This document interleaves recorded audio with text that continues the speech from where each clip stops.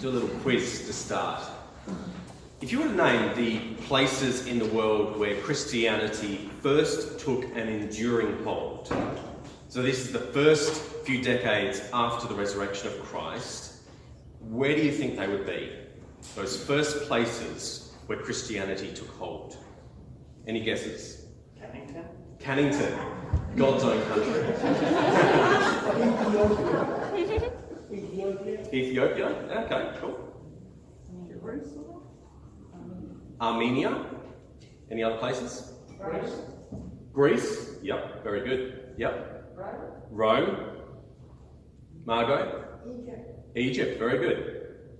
Anywhere else? Israel, yes. What about India? India. Thomas went there, didn't he? Don't spoil the sermon, Paul. India.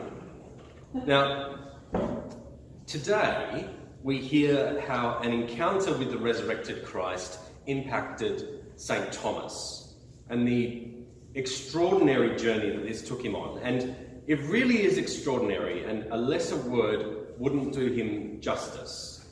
So you're going to get a bit of church history today, but I'm confident it will be inspiring.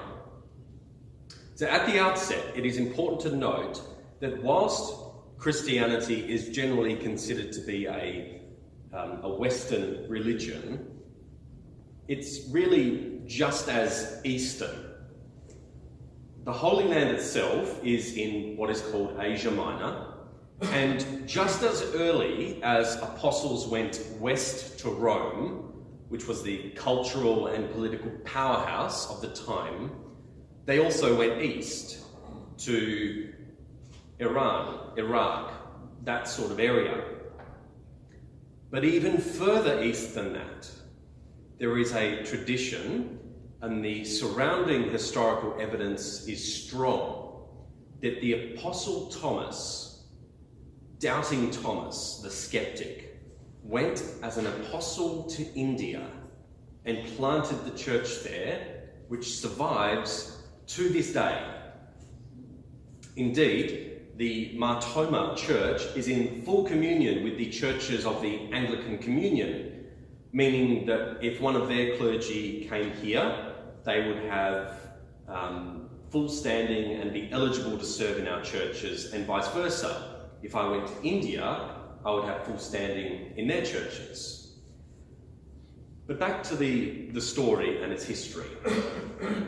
So tradition has that Thomas went to India around 50 AD, so a little bit less than 20 years after Christ's death and resurrection. It's a long way to India, to say the least. So how did he get there?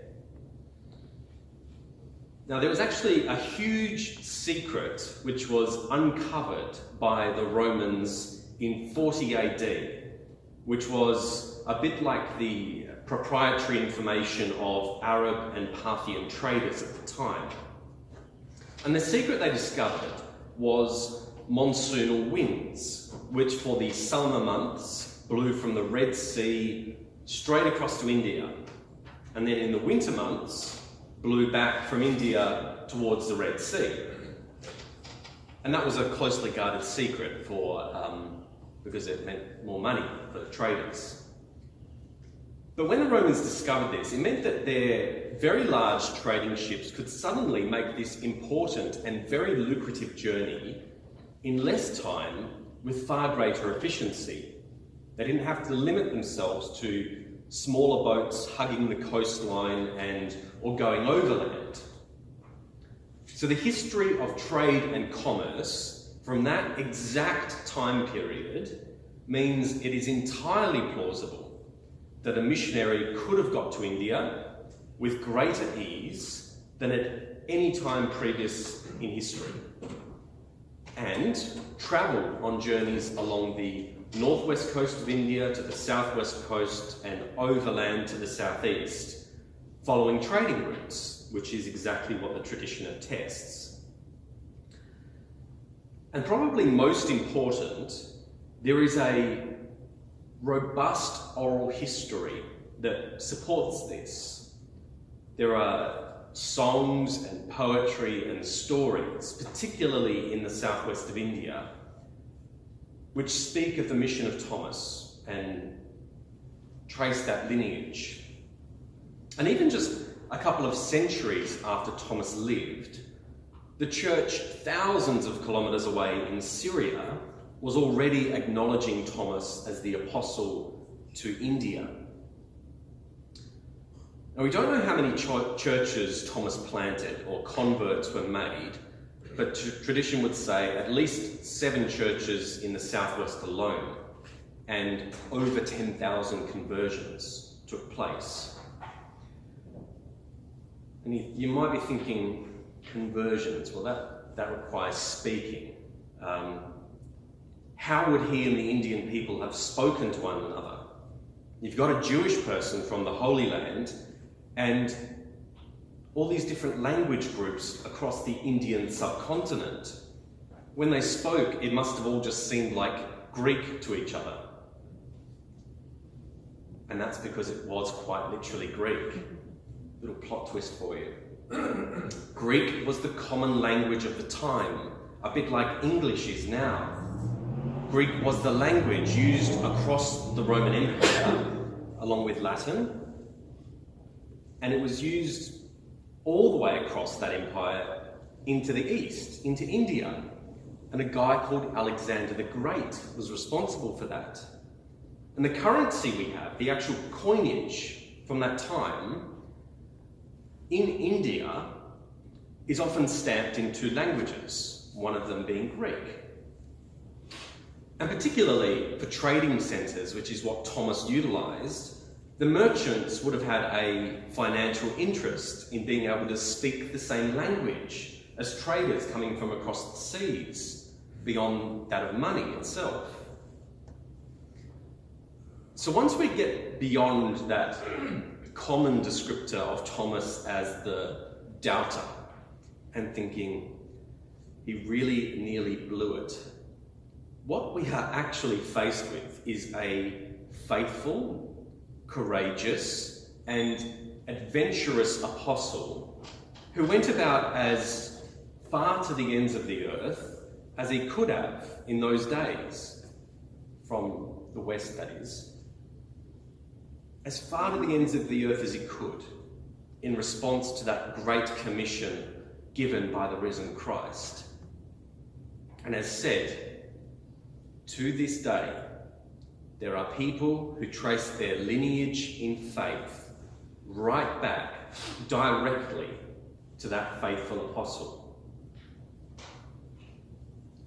So I hope you find that history as fascinating as I do. But apart from the history itself, there are implications which attest to the life-changing power of an encounter with Christ. By which I mean, there is still a genuine contrast between the Thomas we see in the gospel stories and the Thomas which we learn of outside that biblical witness. How else could that contrast be explained? How could that contrast be explained beyond that of the leading and strengthening of the Holy Spirit in the aftermath of meeting the risen Lord? How else do you explain that contrast? How can a person go from, healthily skeptical, unsure of the reality and truth that was told to him, asking for a reasonable and proportionate display of evidence, to someone ready to go on an epic voyage across the seas to tell the story of what he and others had encountered in Jesus of Nazareth, and to believe wholeheartedly that that was a voyage worth going on, that this story was worth telling you. All these people, thousands of k's away, this is your story. This is where truth and life and God is at work. So thinking how fascinating about the story of Thomas should be only one part of the response I think the other should be, who on earth or who in heaven had he encountered that could prompt that sort of change? Who indeed is this risen Lord? Who was this that could forgive sins, and that even the wind and the sea would obey him, and who casted out demons? Who is this that we come here to meet Sunday by Sunday? Who is this risen Lord? The conviction that drove Thomas and those first apostles, and I pray drives us, is that the same Jesus of Nazareth, who lived a wonder-filled life, was betrayed, crucified, died, was buried and rose again. That same Jesus of Nazareth makes known to us all the plan and purposes of God, and can transform any human situation by his presence. That risen Lord helps us to live into God's peace, God's reconciliation, God's praise, and God's joy. And that is worth sharing with everyone, even to the ends of the earth. So I invite you to spend a moment now in prayer and, with faith, ask for the Lord to be made known to you here. Ask for the Lord to be made known to you. And if after our worship finishes today you would like me to pray with you around that, I would be very happy to. But the Lord is here and his Spirit is with us.